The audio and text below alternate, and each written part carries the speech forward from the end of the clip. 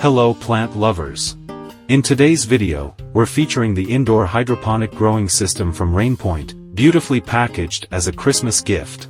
Plenty of accessories and easy to understand instructions. Adjustable stand, up to 13 planting holes. Soak seeds and planting sponge. Place the planting sponge into the planting basket. Place the seeds in the planting sponge, attach blackout stickers. Put on the grow dome and the water inlet cover.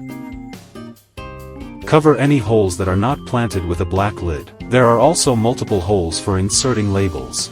Easy to use for plant sorting, up to 5 liters of water, with visualization window to observe the water level. Add the AB nutrient solution diluted with water and shake well. Add 5 milliliters of AB nutrient solution per liter of water. Turn on the light source and choose between 2 modes. Built-in silent pump keeps water fresh and more oxygen.